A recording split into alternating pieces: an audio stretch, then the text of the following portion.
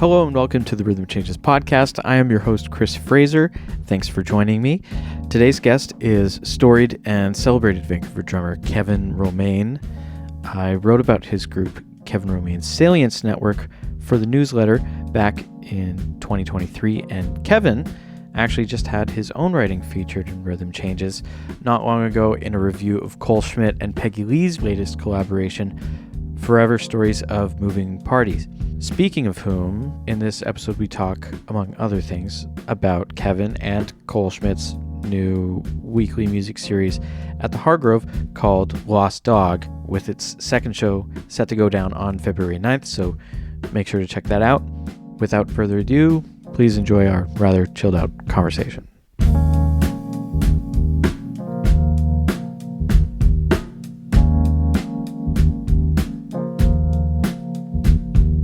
My guest today is a man of many talents, not limited to drumming, composition, or coffee roastery. Welcome, Kevin Romain, to the podcast. Thank you for joining me. Thanks, Chris. How was that intro? It was good. Good. Really good. Super good. I know you haven't roasted coffee in a while. Or are you roasting personal batches? No, I sold my roaster a while ago because I didn't have any money. Yeah, that might... if I were in your position, that might be the first thing to go.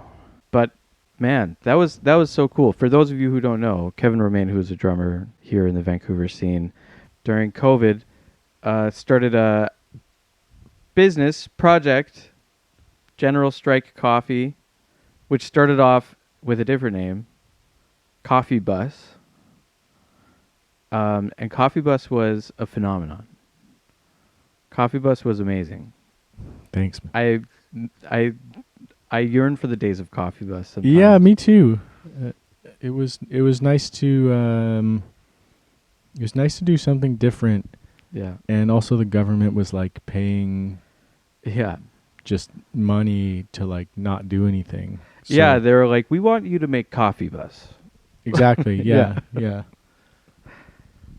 And so you had that bus in the back alley near your house. Yeah, it's an old broken down school bus. Well, I don't know if it's broken down, but it hasn't driven in over 10 years. But it's parked behind my house in the alley. And I just opened a little coffee shop takeout window out of the side of it in COVID. Yeah, that was awesome. That was cool, man. Honestly, like that was like such a special thing because obviously it was novel, the coffee being roasted and brewed and sold out of this bus. But also it was like an excuse to like see people again during COVID because it was a thing you could do outside. Yeah, it was sort of like of a time. People keep asking me, "Oh, maybe you should reopen the shop in the bus." But it was of a time because it was like 2021 March, and I think like Bonnie Henry was like, "Okay, you can like kind of hang out outside with your buds if you want to," like, and the weather had just kind of become nice. But still nobody had like jobs or anything, so it was kind of, people would just be like, oh, what am I going to do today? Oh, I don't know. You want to like meet up and walk over and get a coffee at the bus. And so that was that was kind of it couldn't work today, cause everybody's hustling twice as hard as they were, before COVID and nobody has time to just like go for a walk and get a coffee now. It's like you got to put it in the calendar. You do have to put it in the calendar. Oh my God. Yeah. It's like, let me go back to you once I've done like my weekly reset time boxing journaling event that I've also entered into my calendar. Then we can get a coffee. Yeah. You got to like have like some like, clandestine journaling system in a book, in like a leather bound notebook, but then also everything's also in your Google Calendar. Everything is backed up by several apps. The apps are all trying to sell you an AI version of what it already does. And and literally all it is just getting coffee for 35 minutes. Yeah. I started, I guess in maybe it was October or November last year, I started this thing called bullet journaling. Yes, And I've tried it. This is so like the thing that we should talk about on a podcast. That's like Totally. two white guys being like, "Oh, wait, have you tried this thing? It's called bullet journal." And it's funny because you say I'm trying bullet journaling, and I say, "Oh yeah, I've been there." Yeah, and I mean this is I have so much humility around being just like the archetypal like late 30s white guy who's like trying to get his shit together and but so but it's so true but no it actually Do you find it helpful? I do find it helpful but mostly no I was saying to Will yesterday Will Chernoff, who runs this website, we were playing and I was doing this journaling helps me. I feel like I drop like 2 out of 10 balls now as opposed to like 6 out of 10 balls. Yeah. Like if I'm dropping the ball, I'm like very aware of it. Yeah. And then I have to look at it in the book and be like, why am I not doing this task? Like, Yeah. I didn't forget about it because it's written down there. I just didn't do it. So what's nice about it is you can also put in there like get coffee with so and so today, and then when you do it, you check it off, and it feels like you got something done. Yeah. Even though you we're gonna do that anyways. Well, yeah. I think checking stuff off like that's fine, but I do like the feeling of there being like, I just want to be able to know that I can plan something and follow through with it. And so even just like putting in the calendar and having it done, not even checking it off, but it's just like, I have the ability to do this. This feels good. I'm a person who can do this. Yeah, I mean, it reinforces your confidence in being able to do anything, because for me, it's very hard to,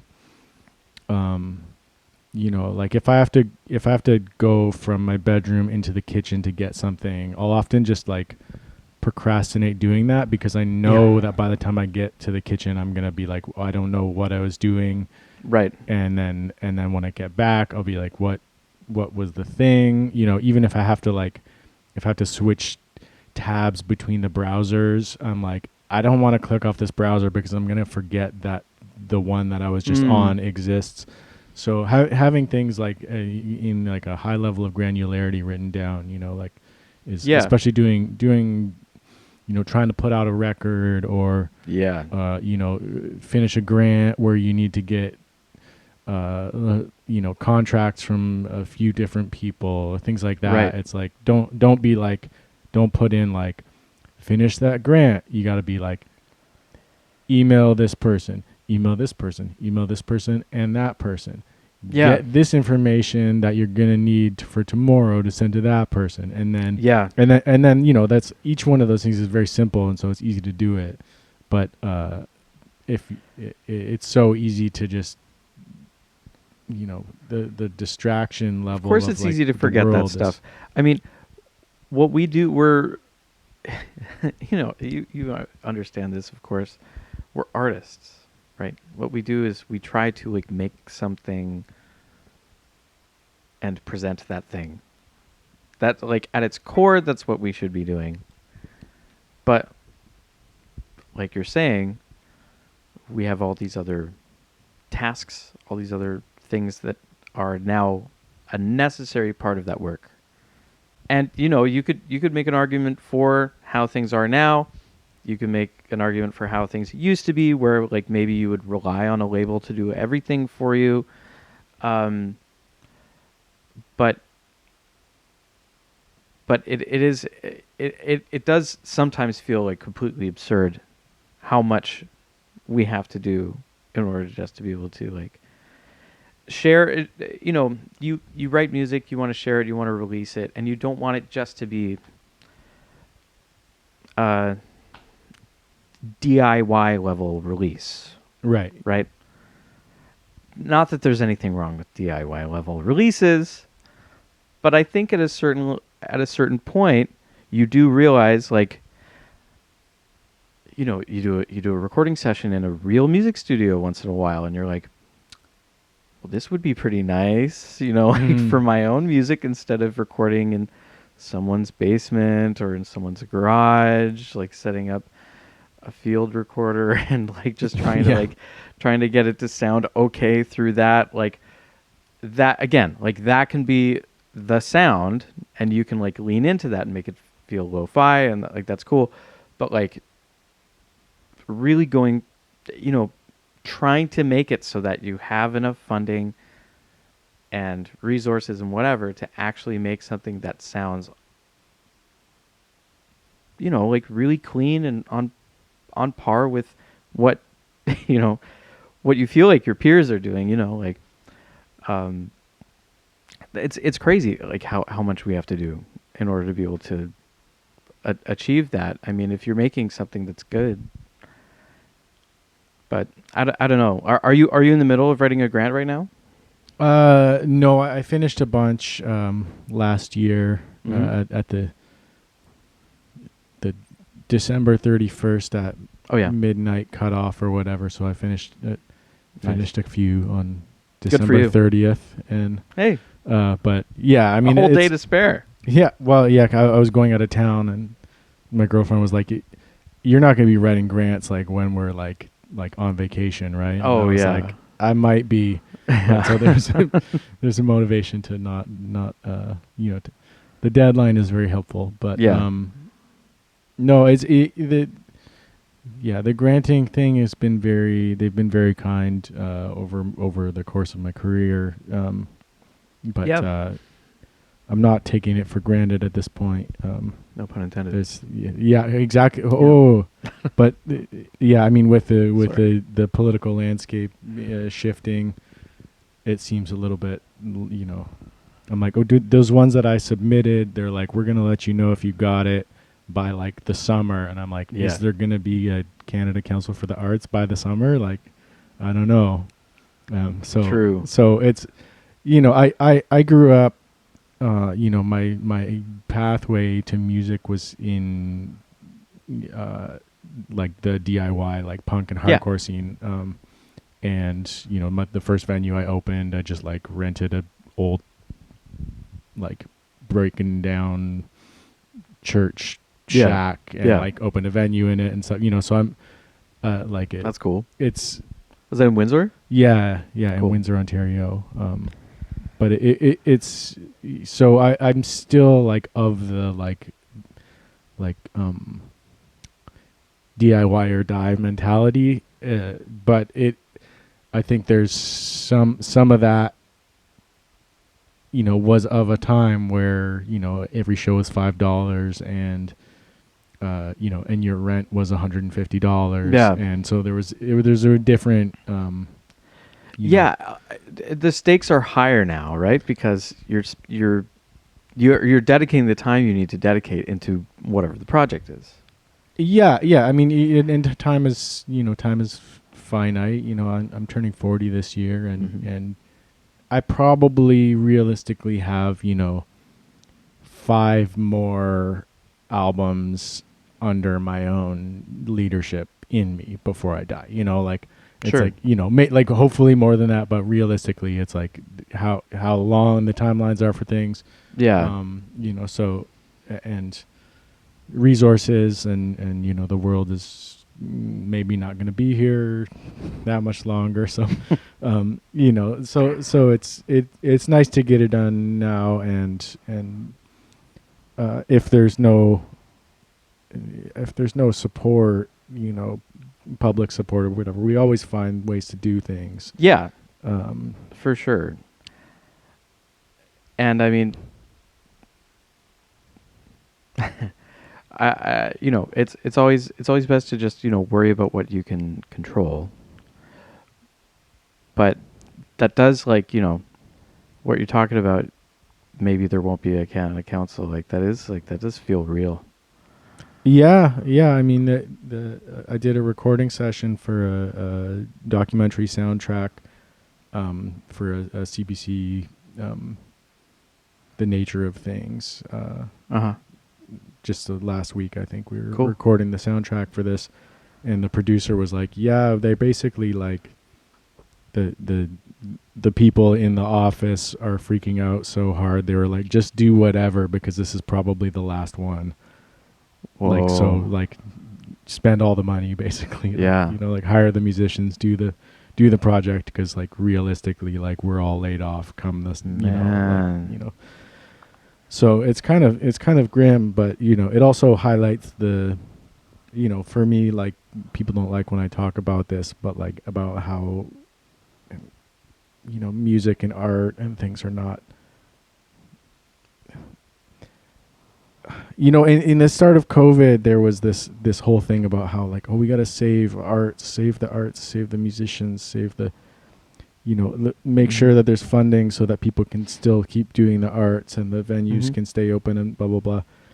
And I was like, man, we don't need targeted arts funding. We just need like to be able to like live a good life. You know, there's no artist who really cares about their art who, given the opportunity to just like live, will not make their art, you know, like, like trying to be like, okay, here's your funding for to make this record. It's like, that's great. I mean, we can't take it for granted because we're very lucky, but at the same time, it's like, if they were like, here's subsidized housing, or like, you know, here's rent control so that like you're not constantly getting evicted every 2 years or whatever, that like that facilitates people making good art way more than, you know, this kind of targeted approach of like the arts is like this important thing culturally and therefore we need to support it. It's like, no, we just need to support people and then they will make art, you know, like that's people are important. That's totally I agree with that. What people don't like when you talk about that? What do you mean? Well, you know, because everyone likes to hold the arts is so important and you know, it's well, the arts, are you talking like capital the arts? Capital A arts? Yeah, like as this sort of like sacred cultural thing. And I'm like, like, yeah, of course. Like, you know, that's like the point of being human is like to create things that we can share with each other. But it's not, you know, everyone's an artist given the means. Yeah, you know. and more people would be artists if they were supported, right? And they wouldn't feel like because there's so many people who are in other fields who want to be artists.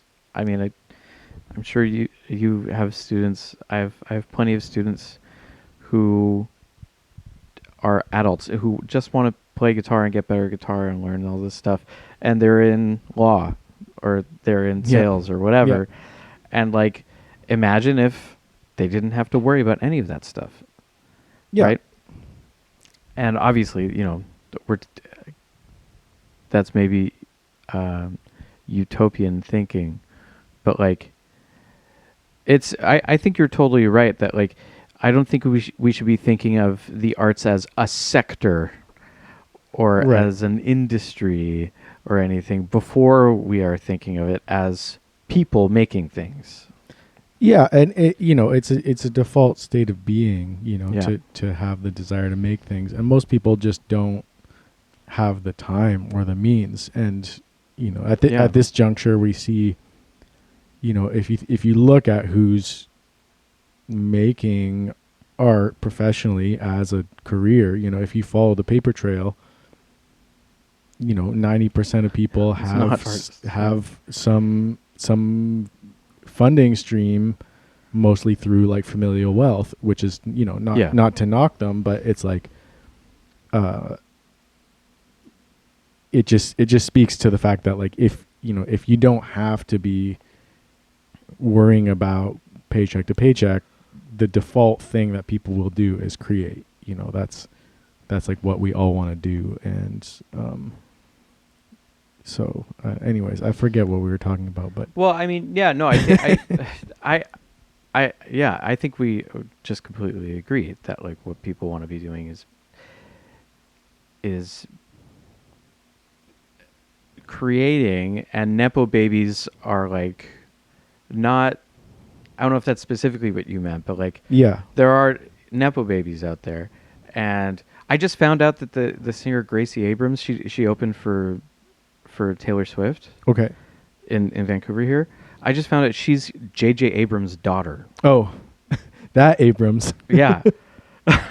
And I was like, oh, yeah. Okay, yeah. Yeah. Yeah. And I mean, like, in a way, like it's easy to, I come from a poor family, and like I'm broker than I've ever been. I'm approaching 40, and I'm in more debt and financial crisis than ever before in my life. So I like to, I like to shit on people who have money, but also, This like is your right, sir. like, well, yeah, and what a noble thing to do, given someone being like, oh, I have unlimited wealth, for all intents and purposes, I'm gonna start a band and like and play music. It's like, that if every billionaire did that instead of all the evil shit that they do with their money, then like that's a good thing. Like we want the Nepo kids who could be like starting the evil AI startup to like just be like playing in an indie band with like a sideways haircut in Brooklyn instead, so and I mean, like, no, I'm not trying to knock Gracie Abrams, because like, I don't know, she makes like pretty catchy music. Like, she's got a good voice. Like, I think that's probably the best case scenario, honestly. I mean, I'm still gonna put her in the guillotine like when the revolution comes. We're gonna have to, but we'll get there when we get there. But for now, I'm not mad. I'll be mad later. I'm mad. I can tell. I'm unapologetically mad, but it's fine. No, it's fine, man. It's fine. Exactly. Who was that an impression of? I don't know. Just a guy who's being chill. Yeah, I'm just chill, dude. man. I'm chill about it. I'm chill. I'm on like so much stimulant medication and coffee right now. It feels great. Nice. Friday morning, bright day, here in Casa Fraser, which is my living room. Yeah, we're in Chris's living room. It's very nice. Yeah. Well, okay. I had a couple things I wanted to bring up. I didn't do it. All right. Well, that's the episode. I want to talk about the Hargrove. Yeah. You've got a series coming up. Right. You got a show. I think the show will have already happened by the time this podcast comes out. So but there will be more ones of them. More ones. So the Hargrove is a little venue that opened up I guess close to a year ago now, but I remember. Has there only been that one show with your band? Well, there's like raves and stuff that happen there. Oh, cool. Like art shows and bands rehearse in there and stuff. But for the stuff I care about. Yeah. And there was a little kind of mini festival that happened there, of like improvised music and things. But it's at like 3rd and Main, kind of in the back of what used to be called Casa del Artista. Cool. Where my music studio is in there, and a bunch of other artists, kind of artist run center. And there was this kind of like big room attached to the back of it. Gorgeous space. Very nice. It was being used for many years as like the warehouse of a guy who like sold like hair products, like gel that you put in your hair and like fancy shampoo and stuff. And like all the hairdressers would like go there and like knock on the door in the alley, and then he would like sell you the cool. the stuff to put in your hair or whatever. But I guess he moved out of there, and so Malcolm, who kind of runs the space, took it over. It's quite a gorgeous spot, and it sounds really good for acoustic music. So I saw you play there with Salience Network last year. Right. Sometime last year. Maybe around this time last year? Yeah, it was. I guess it's been a fast year. Yeah. The space is really nice, and I've kind of on and off been a curator of concert series for a long time, since I was a teenager, I guess. But Cole Schmidt and Cole's the artistic director of the Coastal Jazz Society, That's right. and he books a lot of the jazz festival and stuff. But he's also comes from a real like DIY background. Totally.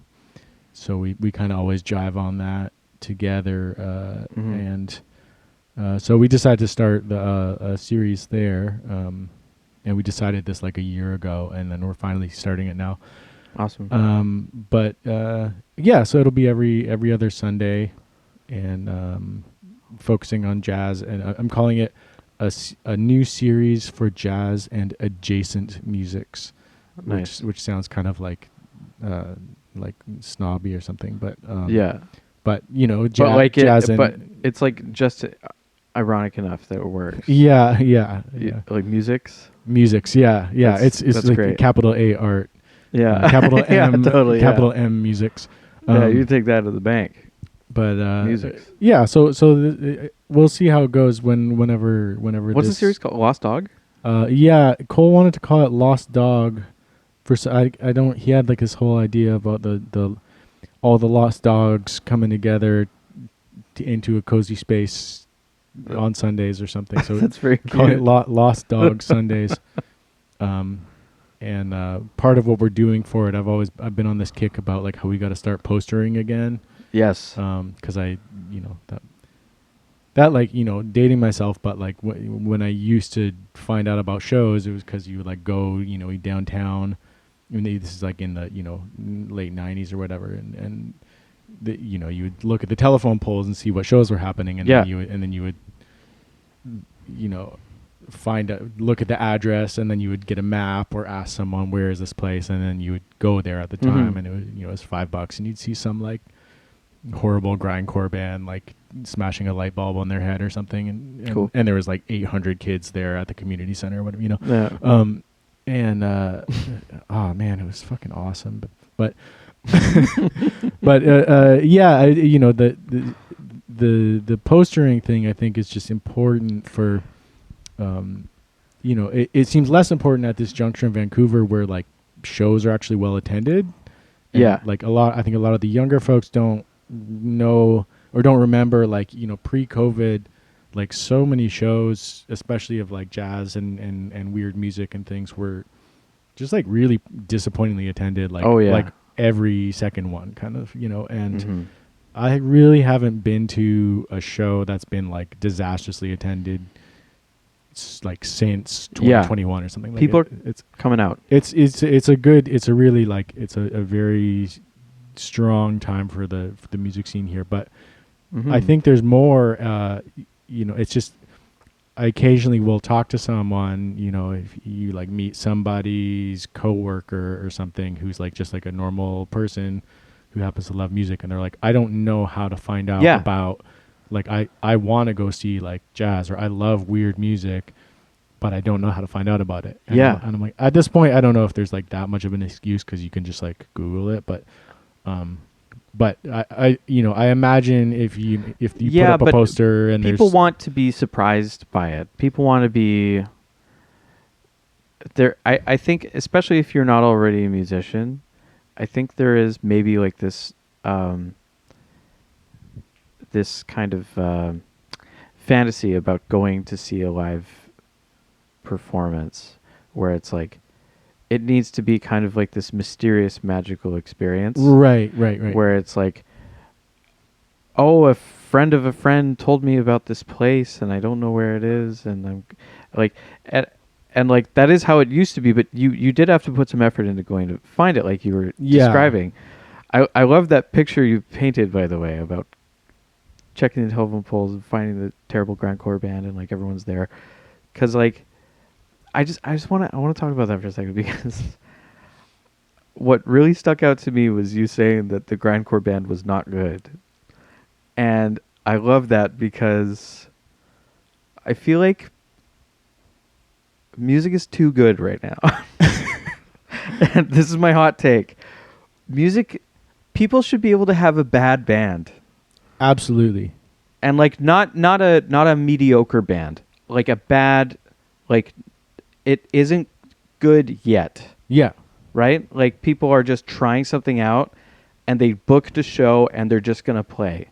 Absolutely. It's really hard to have a gig where it's just like, I have something, I don't know if it's good yet. Can I use the room and book a show here? Yeah. It's really hard to do that right now. It's I know yeah. John Corsoret has talked about this. Yeah. It's really hard to book an experimental group where it's just like, I don't know if this is going to be good. This is just an idea that I have. We're hardly going to be able to rehearse, if at all. I just need a room for us all to be in so that we can try some of my music. Yeah. Right? Yeah. That's the John Corsoret approach. But even just like a shitty grindcore band, it doesn't matter if it's like that good in the context that you were describing, because it was just a thing to do on Friday night. Absolutely. Well, and it's to view the act of creation is the point. It's not, like to see people who are genuinely caring about the thing they're doing and trying really hard to make it good is the point, right? It's not,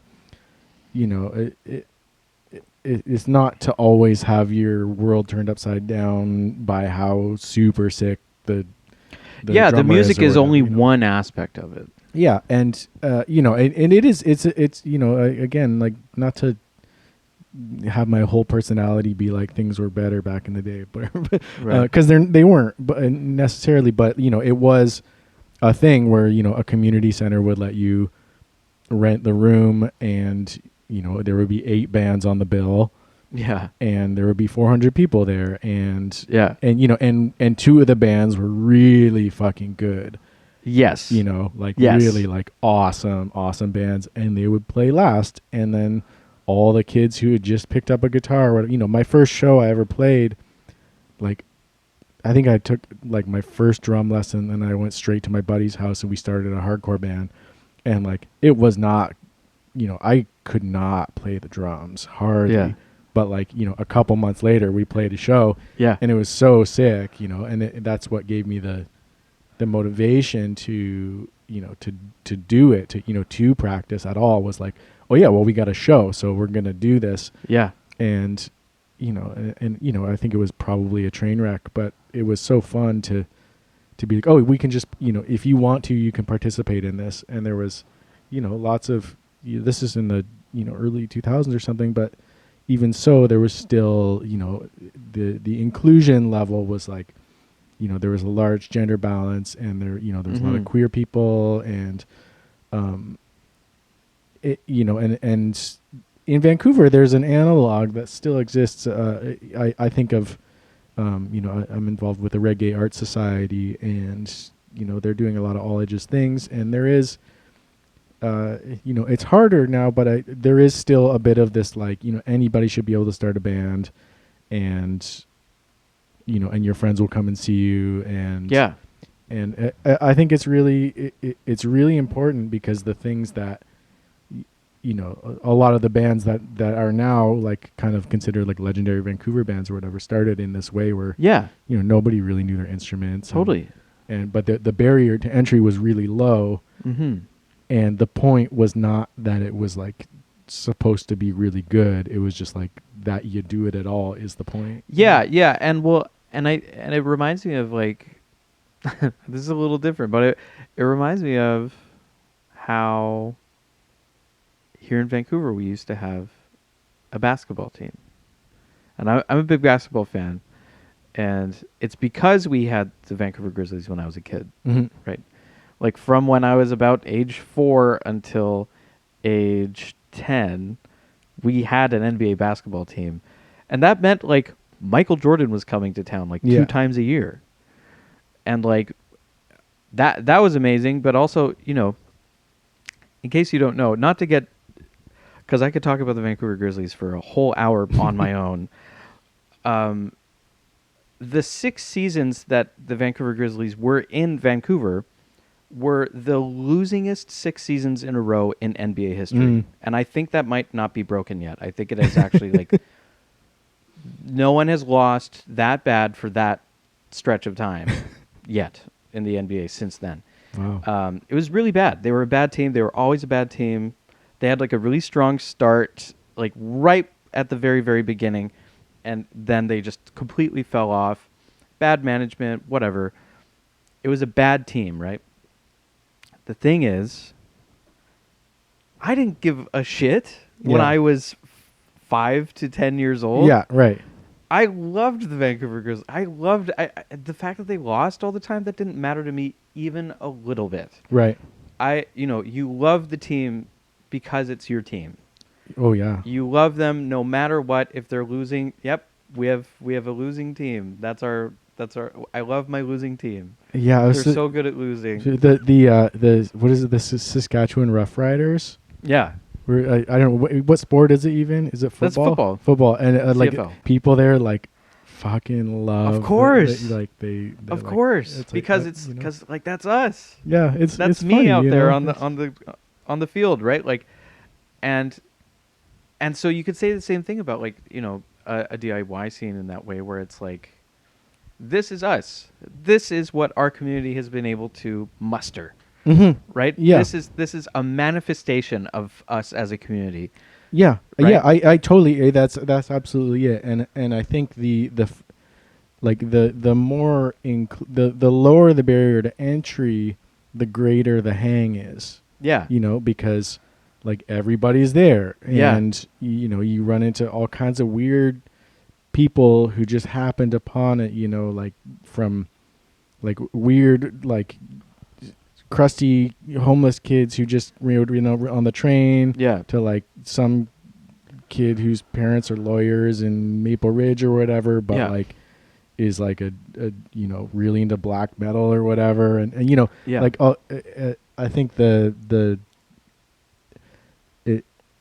I'm wondering if this kind of move away from music being accessible to people other than like those with like some kind of means, music education and things, is we're losing a little bit of that. But I think this, having spaces for this kind of low barrier to entry to create, I think is like the antidote to that. I mean, my hope is that these kinds of things can always exist out of necessity, just because like there's always going to be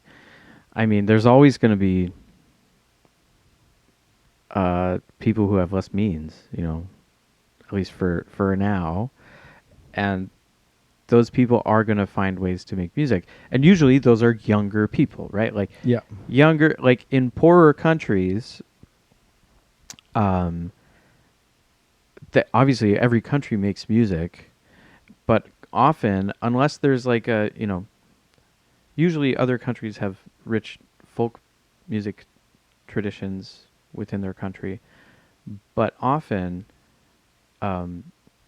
poor countries will start making metal music once they start, like once the GDP goes up a little bit, and kids can afford to get like an LTD electric guitar or something like that, and then just like download a cracked digital audio workstation, and then just figure out how to do the intense distortion effect on their guitar. Yeah. And then they just program the drums and everything, and then they make metal. And then suddenly there's just metal music coming out of whatever country, right? And that's like, and that's a really cool thing, but it's because even though this is a poorer country, the people who are going to be making music, who are able to kind of enjoy the leisure to be able to make music, are generally younger people who don't have jobs yet, or don't go to school, or haven't moved away, or whatever.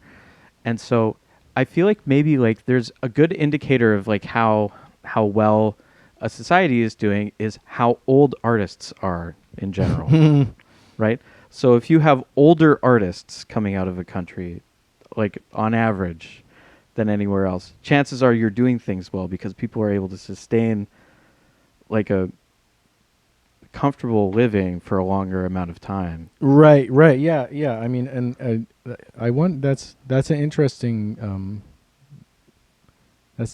metric, because there is also maybe for like what quote unquote developing economies or something this stands up, but there is also a bit of a skewed thing that, you know, we as like millennials are right in the middle of, where the people who, you know, one generation previous to us, you know, who are our teachers in college, or you know, our elders who we would look up to some extent, existed in a completely different economic state where, you know, where they, you know, they're able to still do it because they bought their houses in the, you know, in the early 90s on a musician's wage. Yeah. And so it's sort of this artificial thing where you go like, oh, well, how come they're doing it? Yeah. And why is it so hard for me? And Yeah. and you know, the realities are just completely different. You know, and like gratefully they were able to make that happen at the last minute, but like it's a different it's really easy to get a skewed perspective, I think, on these things when we're sort of in this unprecedented economic scenario, and really like we're not prepared for it. Yeah.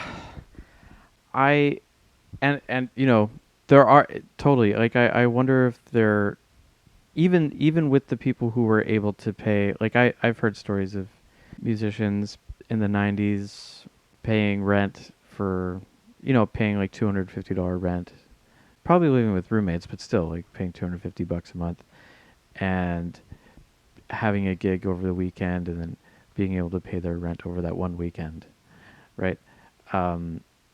That's amazing. But then, I mean, just buying a home to me just seems so unrealistic. Like, I still kind of find it hard to believe that anybody, even in the 90s, with what I've heard about, was able to buy a home on their own. Like I still have the suspicion that it's like, oh no, there must have been like some familial wealth or something. Well, like, yeah. I mean, that's people don't like to talk about it, but if you follow the paper trail, like, there's always some inheritance, or somebody helped somebody behind the scenes. You know, that's and that's how a lot of home buying happens anyway. Yeah, it's not like not like, oh, you should feel bad that your dad had a good job or whatever. Like, that's not like you know, it's not that, but it is like when it, you know, when it comes, especially, you know, with social media and stuff, you kind of just end up looking and comparing, and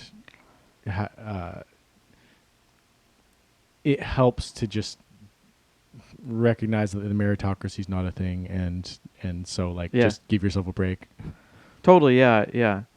It is, because it does feel crazy, you know, like I have 3, sometimes 4 jobs, and I still will feel like I'm not doing enough. You know, yeah. Come on, you really want that bag, man? I'm not hustling. Let's go. I'm clearly not hustling, man. Like, I can't pay for a $2.6 million 2-bedroom home cash. Yeah. I mean, this is such an insane city to live in. Yeah, I mean, I think about every few years. I think about leaving, but I think I haven't, just like out of spite. Where I'm like, I'm not gonna let them. I'm not gonna let them take me out. You know, and I live in a house with 6 roommates or something, and I have my rent. My rent something. My rent's like real cheap, so I'm I'm very lucky. How long have you lived in that house? This is Thor's Palace, by the way. Thor's Palace, yeah. Gosh, not to dox you. Since 2009 or something, so a long time. The 100 people listening to this are now going to know that you live at Thor's Palace. Which would be surprising if they didn't know that already. Yeah, you guys can come over if you want. I'll make you coffee. We can chill. You can make them some seitan sausage. Yes. Yeah. But sorry, like when did you move into that place? Like April of 2009. So okay. So whatever that makes it. I don't know if you remember. The first time I met you was at Thor's Palace. I don't remember. We did a session. I was invited to play a session at your place by Emily Chow. I don't think she really plays much anymore. She started doing cosplay for a while. She went. Oh. Yeah. Yeah. Right. Yeah. I think she was a VCC transplant to Cap. Yes, I do. Yeah. So this must have been so long ago. It was super long ago. I want to say probably 2010 or 2011. Was I there? You were there. You were playing drums. Oh. Yeah. Huh. But we had this session, and I think we played like a couple monk tunes or something, and then it was like, cool, see you later. Wow. And then I don't think we really got to know each other until much later.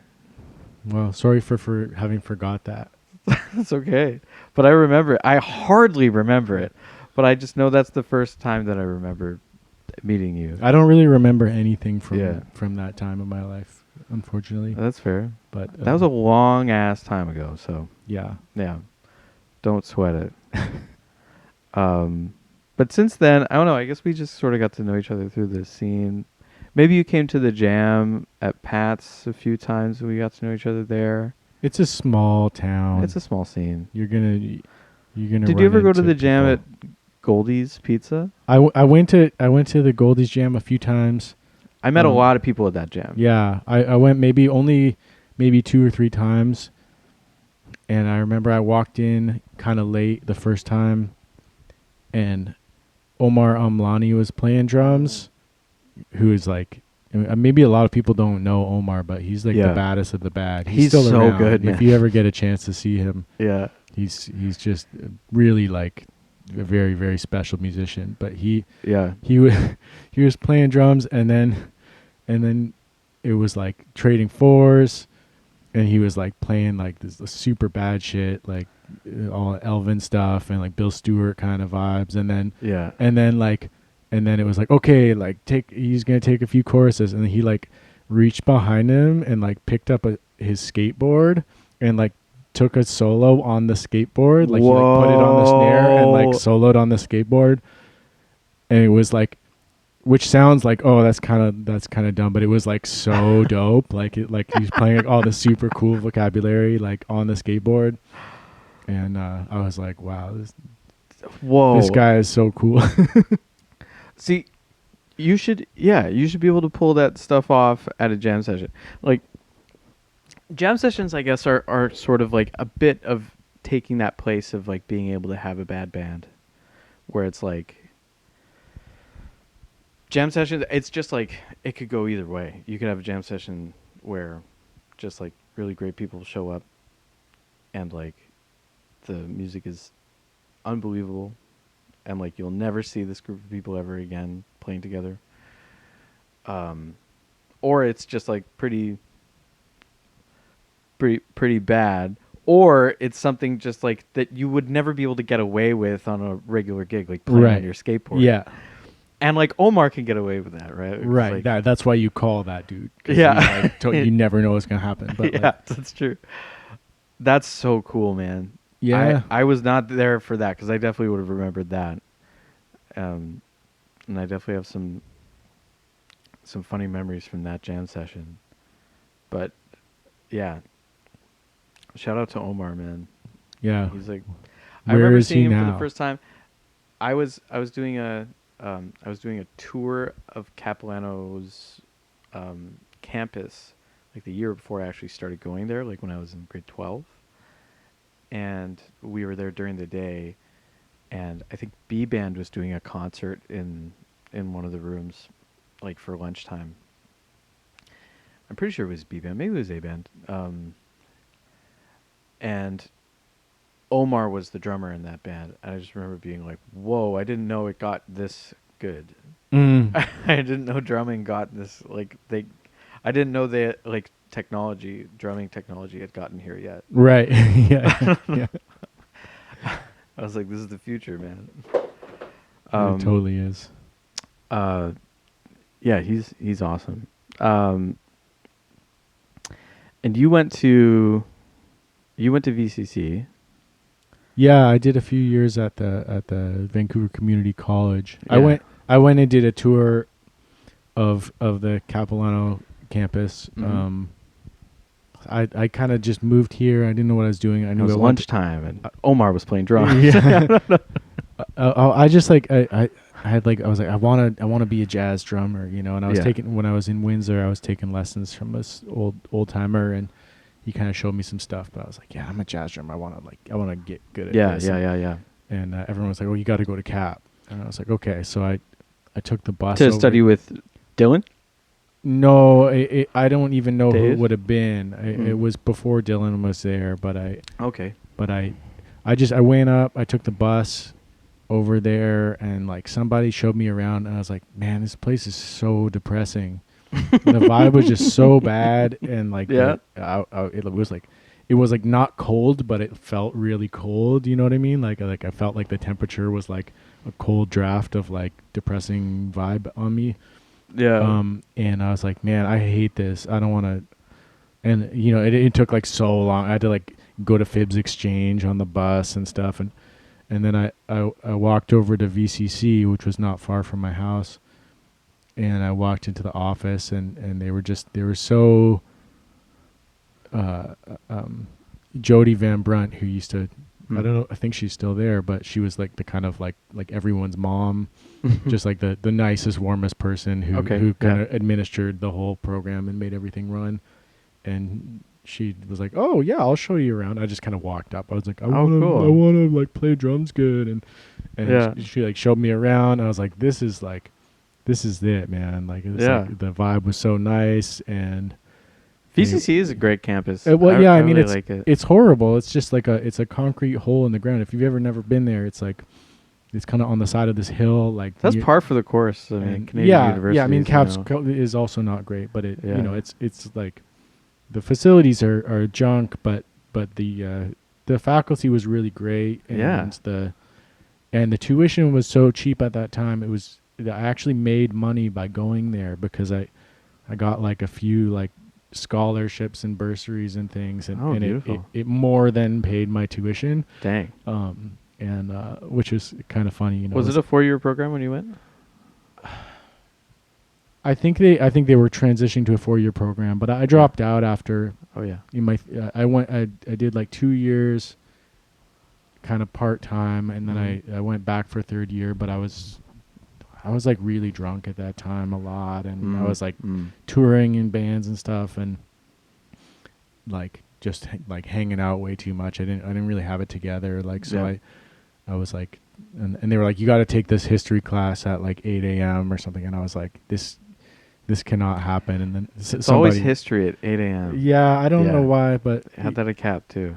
I got offered to go with C.R. Avery, who's a slam poet musician from East Van. I guess he must still be around, but he was like, hey, do you want to go on tour in Europe? And I was like, yes, but I'm in school. Yeah. And I was like, I'm just going to like stop showing up. Yeah. And I told my teachers, I was like, I'm going to be gone for a while. And then, and they're like, you can't really do that. And I was like, well, okay. Yeah. But, so I got a bunch of F's that year. That's right. But it was, I really, you know, like Bernie Arai was my teacher, and he was so, really like the best possible teacher I could have had. Totally. He's kind of a hard ass. Yeah.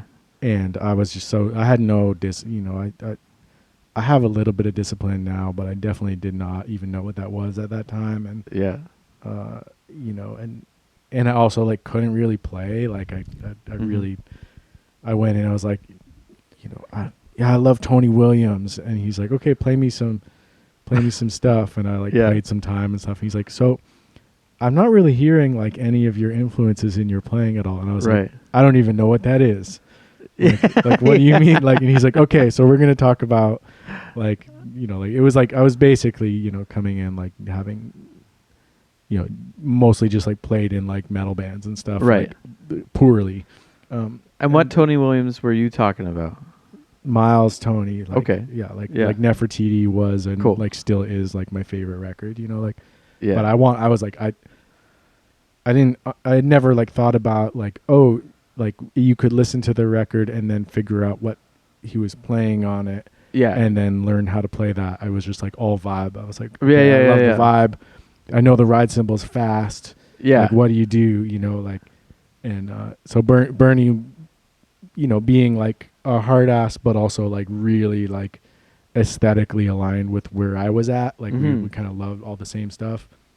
It really like was the best possible thing for me, you know, like. Yeah, I mean that definitely helps with the teacher when like when you have similar taste, because the teacher doesn't need to convince you of the material that you're working Right. on. Yeah. And I think he was, you know, he was glad for that, because there's, you know, a lot of students who are like, I just want to sound like, you know, like Josh Freese or whatever, or like Dave Weckl or something. And then he was like, man, this is not my bag at all, but Totally, like, I'll help you. So yeah. That school was really great, and I still recommend it very strongly for anybody who can get over there. And I ended up taking lessons with Dylan later on. Just at his house. Cool. And Dylan Vanderscafe now of Melbourne. Yeah. He's like a professor of music cognition or something. Yeah, he's always had like a neuroscience angle. Yeah, which we never really talked about it. But I read his book recently. What's his book called? He wrote this book called Musical Bodies, Musical Minds. Cool. And it's basically this. It's sort of like the first publication looking at the science of cognition through a musical lens, based in this kind of allegiance or a school of thought called inactive cognitive science, and it's sort of like considered like a bit of a radical school of cognitive science. Yeah. And I mean, there's a lot to it, but it's quite fascinating. Yeah. You know, and I talked to him about it at the Jazz Fest a few years ago. I was like, yeah, I'm reading your book, and you know, it's taken me a long time because it's very academic. I have to underline and reread paragraphs and things.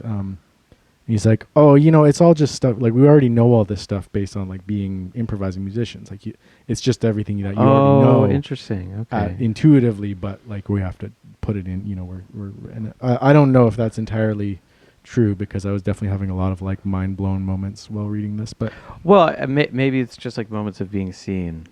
Yeah. Where it's just like, whoa, that is like kind of how my brain works. Yeah. That is what. Yeah. That's what that feeling is, or you know. Yeah. It's, you know, and a lot of it's conjecture. Spontaneous, you know? Like listening and creation, and yeah, this stuff is so interesting to me. You know, like the science of emotion and you know how like why do we feel, you know, why does it feel so bad when you hear a band and they're playing and then it starts slowing down just a little bit? what is it that changes your affect? That's true. It does feel, you know, bad. Like there's something about it that feels physically. There's like a heaviness. Yeah, it feels horrible. Occurs. It's like depressing, but it's like nothing is happening. Like nothing bad is happening. Yeah, but yet there's an but emotional I think quality to it. No, there's got to be. Yeah, there's got to be. Well, it's funny because we talk about speed in music. We talk about tempo. We talk about tempo. I should say we talk about tempo, and we conflate tempo with speed, as in movement. Right. Yep. So like we're talking about something that's like a frequency, and we're conflating it with something that is like physical moving around, which when you like break it down, you're like, wait, why are we doing that? Yeah. Well, and you know, I mean, it is cross-modal, right? Like the inactive cognitive science guys talk about experience as being cross-modal. So like, you know, we describe a sound as bright or as dark or as heavy, or and we describe other, you know, we describe color as being loud, or and so our senses are all blended together in our overall perception, not like synesthetically, but it's so yeah, that is a thing, right? Totally. That's something I've always thought about, is that like we're constantly music is actually a really good way to sort of reveal how most of the time people are experiencing some version of what's the word for when like you see or hear colors or synesthesia. Synesthesia. Yeah. We're always experiencing some level of synesthesia. Right. Yeah. Right? I think it's a spectrum for sure. Yeah. Yeah. Because because some people are just like, oh yeah, that sounds green to me or something, and that doesn't happen to me, but I do hear pitches, and I know what pitches they are. Like I have pretty good pitch, and that's probably a level of synesthesia because I'm just like relating it to some kind of image in my head. Yeah. Or like when you hear music and you're like, this sounds sad. Yeah. What is like like you're listening to like Round Midnight by, or maybe a sadder song. What's a sadder song by Thelonious Monk? I mean, Round Midnight is pretty sad. You hear that and you're like, this sounds like Round Midnight. And is there like a chicken and egg thing where it's just like Thelonious Monk's music defined what Round Midnight music should sound like? Or is it like, no, this sounds like how it is at the end of the night?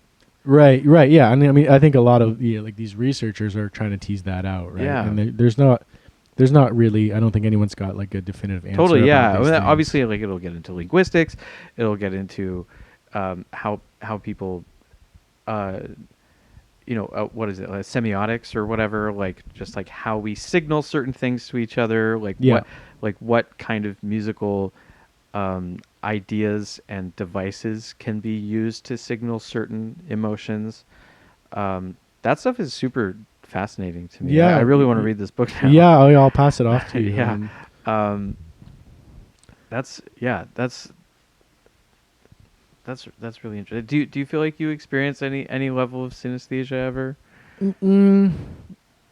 Not nothing perceptible. Not with color, but I do think like this thing that you were talking about speed of talking about like a pulse moving at a certain rate, and then that feeling like it has an internal a simulated feeling of forward motion, and then if it changes tempo, it feels like your body is moving in space at a different rate now, and that's I think I think there's probably neurological mechanisms that that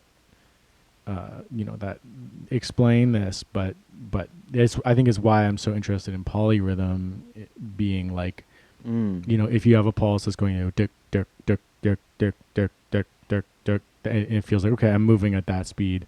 Yeah. And then if you have another pulse that's going dick dick dick dick dick, it's like, oh, but am I also moving at that speed? And then in our bodies we don't get to move forward through space at two different speeds at the same time. And so maybe the neurological thing is that, I mean, those two tempos that you described, I could imagine myself taking steps at those speeds, either running or walking. Right. And most of the viable tempos that we work with are within that range when you think about it, right? Like, right. Yeah. Yep. Like you're probably not going to be taking a step much slower than 40 to 60 BPM. Yeah, like you could go real slow at 40 BPM.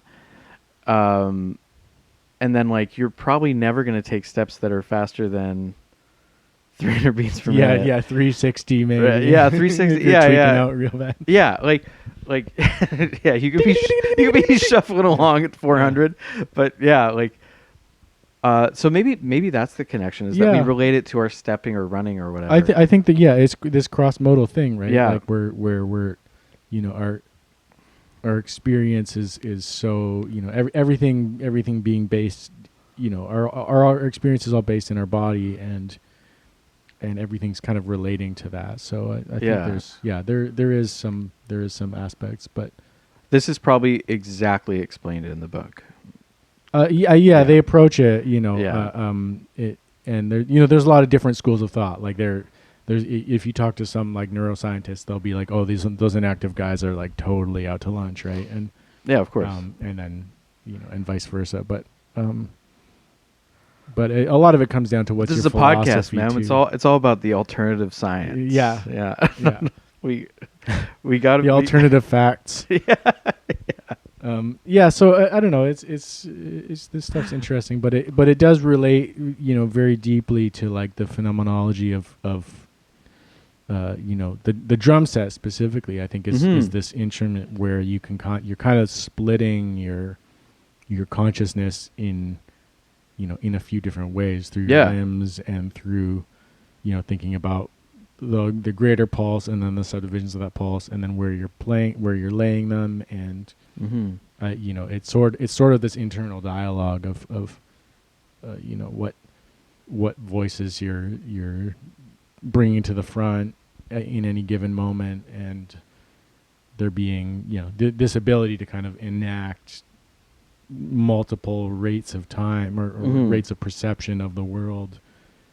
In an improvised context, I think is really that's, to me, that's where like the magic's at, and where like I think there's like therapeutic potential for this, for me certainly, as like an emotionally messed up person, sometimes it's very it's very, very like it kind of sorts things out a little bit,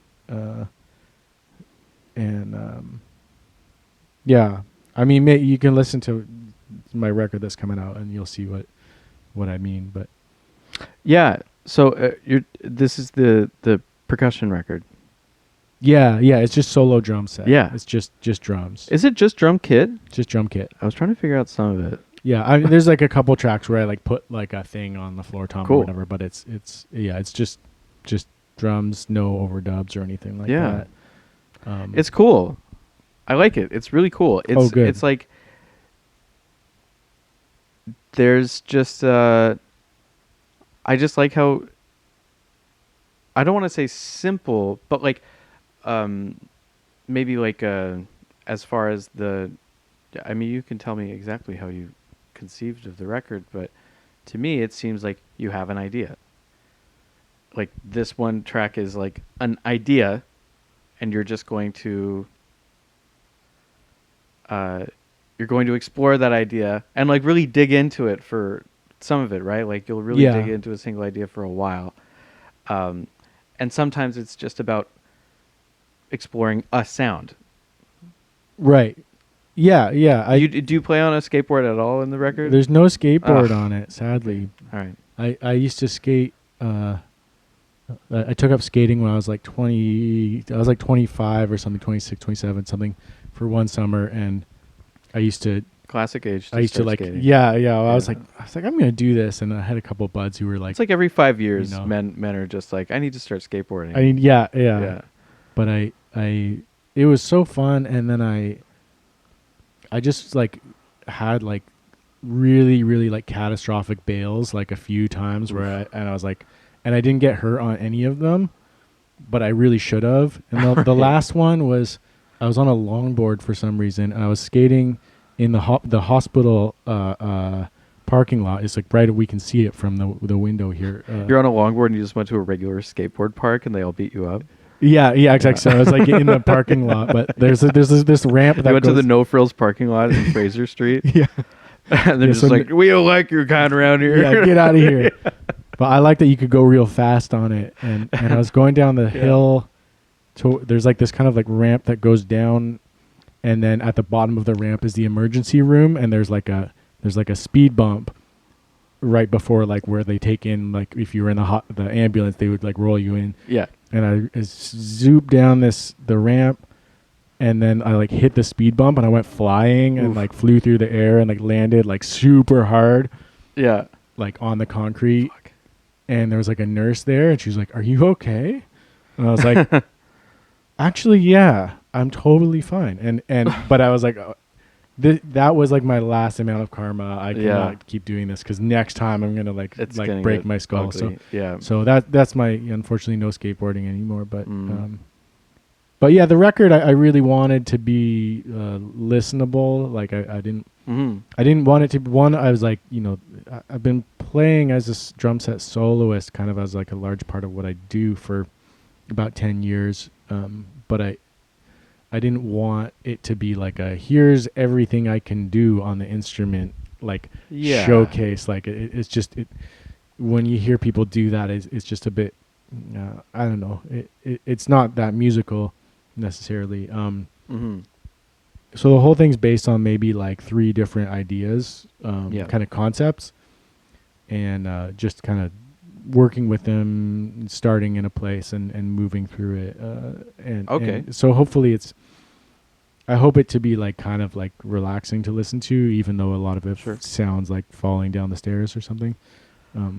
Well, I mean, it can work really well. I mean, I admittedly am not that familiar with a lot of solo drum kit work outside of, honestly, the Birdman soundtrack. Right. Yeah.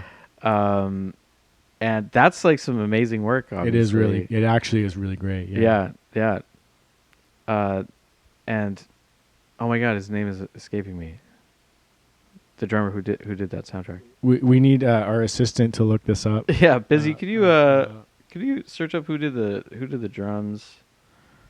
It's not on the Alex Birdman. Acuna, right? No. It's Antonio Sanchez. Antonio Sanchez. Known that. Yeah. I should have known Antonio Sanchez. Different scene. Yeah. But I mean, they kind of ruined the. I was talking to someone recently, and they were like, "Hey, could you do like a record just like a bunch of solo drum stuff for like a soundtrack?" And I was like, "You can't do that anymore, man." Yeah. Like it's not. It's like they did it, and now that's true. Everybody who ever tries to do that again is like, it's like, well, yeah, but Birdman already did that. Yeah, it's true. He kind of like went there. But I love how people were so, their minds were so blown. It was like, you'd be at like dinner with your like aunt or something, and she'd be like, "Have you heard of this movie? That and soundtrack is entirely drum." But it is like legitimately actually like not dumb. It's like very cool and the I think really great. Okay, I think the drums are probably the most like immediate communicators of emotion of any of the instruments. Yeah, because I feel like with other instruments you need to come up with some kind of narrative in order to. You need to do like a setup and a punchline kind of thing with other instruments in order to be able to properly convey any sort of complex emotion or anything like that. And I think with drums, because it's so visceral, like you can kind of like just through timing or through certain kinds of articulations or whatever, like you can convey so many different types of things. Absolutely. Yeah. I think it's the potential for, this is the potential for like emotional expression is very strong. Yeah. And I think being like absent of, harmony, like traditional Western harmony, or even like, something that has quarter tones or a different equal division of the octave. It's like, it's pretty absent of those connotations of like, oh, it's happy and now it goes sad or whatever. There's like more, I think, for me, I think there's more room for like emotional granularity, like expressing emotional states that are not, that are harder to access, right? Because most of our emotions, like if you're feeling sad or you're feeling angry or whatever, it's not just like, oh, I'm angry or I'm happy. It's like there's so much more behind it, right? Of like I'm angry, but also scared and jealous and ashamed of the fact that I'm actually a little bit happy about not having to do this thing because I'm scared of it, and it's like all these things they're wrapped together, and I'm angry, but these totally. These emotions are much more our capacity to name or communicate our emotional states is very lacking compared to like what we actually experience, in our bodies. And so I think that, that's what I'm hoping with the solo drum set to be able to like, if the feeling of like a pulse slowing down feels negative in some way and a pulse speeding up feels exciting in some way, if you have multiple of those things happening at the same time at different timbres and things, what complex emotions can be expressed through that? Is that I think that's like an interesting territory. And people have written about like, the phenomenology of polyrhythm for a long time, but to be able to do it, to enact it on the drums, as one person doing all those things, it feels very cool. And I hope I don't really know what it sounds like from the outside, if that translates, but I hope so. No, well, yeah, of course. Yeah, I'm sure you've been living with these recordings for a while now, and they sound completely different to you than Fresh Airs. The other night I was like, man, I haven't listened to this all the way through on headphones. Oh. And I was walking home, and I like passed by a weed store, and I bought some weed. Yeah. And I was like, I'm gonna get stoned and listen to some music. And I was like, oh, I should listen to this on headphones. I was walking, and I was like, I got really, really stoned. And usually, like when I'm stoned, everything sounds awesome. Like, no matter what it is, I'm like, this sounds so sick. Like, and it can just be like, the sound of like someone kicking a garbage can. I'm like, man, it's so beautiful. But I listened to it, and about halfway through, I was like, oh no, this sounds horrible. And it was really distressing. And I was like, why does this sound so bad? And it's because on the last mix, I was like, hey, can you like crank the bass drum a little bit? Oh. And so John Ram, who recorded it and mixed it, was like, yeah, sure. And he's like, here's the mix. It's the bass drum slamming. And I was like, great. And I kind of listened to it for a second. I was like, yeah, it sounds great. I'll sign off. Right. Yeah. And but I didn't listen to it on headphones, and I was like, oh no, like it just sounds like the bass drum's just in your face, just like boo, boo, boo, boo, boo, boo, boo, boo. And so I was like kind of like confused and distressed, and then I was like, so I texted him, I was like, dude, we got it. Like, do you even have those files still? Like, we gotta like remix it, but not like remix it, but like mix it again. Yeah. And he's like, yeah, I got you. It's cool. And I was like, okay, can you do this to it? And he's like, I'll do it. Don't worry. So it will be fine. Okay, that's good. I was like, it's coming out like in a few weeks. What's it going to be called? It's called Autopoietic 1. All right. Which is autopoiesis is like this. It describes systems or organisms that are self-contained and self-making, like that. Contain and reproduce all their constituent parts. So like if you think about like a system like a car factory, the Ford auto plant is not an autopoietic system because it makes stuff, but you got to bring in materials from outside to put it in there, and you need a mine to like take the stuff out of the ground to make the metal. But if you were to include in the system the entire supply chain, including the dealerships and the extractive technology and labor and stuff, that would be an autopoietic system. Right. And so I think about. So are there just like series of like fungus that are autopoietic systems, right? Or something? Yeah, and like all organisms sort of are in a way, in that we produce, we produce our offspring, and we, we're like, we have metabolism and things, but we're also thermally open systems, so we need to take in things. Yeah, but I just thought about the way that these improvisations unfold. Improvisation in general, but with these kind of things of they kind of have a starting place, and then whatever happens at the beginning sort of determines what has happened by the end because it just flows. It's sort of self-contained, and every note that happens determine what, by chance or otherwise, what happens later. And I'm not really trying to decide what happens next. It's sort of deciding itself if I can get out of the way. So, anyways, yeah, it's. I thought it was a cool word. That is a cool word. I was very impressed when you first said it. I was like, damn, this guy knows words. So it's Autopoietic 1, because I'm hoping to make a number 2 and a number 3. Yeah. But dude, that's awesome. That sounds great. It is cool. I like it a lot. Thanks for listening to it, man. Yeah. Thanks Sorry for about that bass me. drum mix. Yeah, it's... Well, I want to hear the new mix. Yeah, I'll send it to you. Okay, cool. But I think this is a good place to end it anyway. Right on. Thanks for joining me. Thanks for having me. Great convo. Thanks for coming over. Let's do it again. Okay.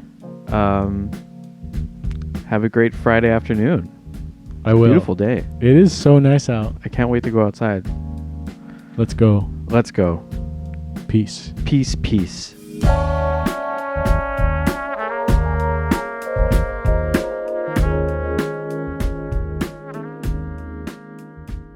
Thanks again to Kevin for walking 2 blocks over to my apartment to record this episode. It was a pleasure. The year is off to a ripping start here at Rhythm Changes, with the free weekly newsletter hitting 1,500 subscribers. It's pretty crazy to think that it took over 2 years to hit 1,000, which was back in October, and not even 4 months later, we've already amassed another 50% of that total. If you're not subscribed yet, help us hit 2,000 in time for the spring by going to rhythmchanges.ca and signing up right now. There's a link in the description of the episode. Thanks as always for listening, and I'll see you on the next one.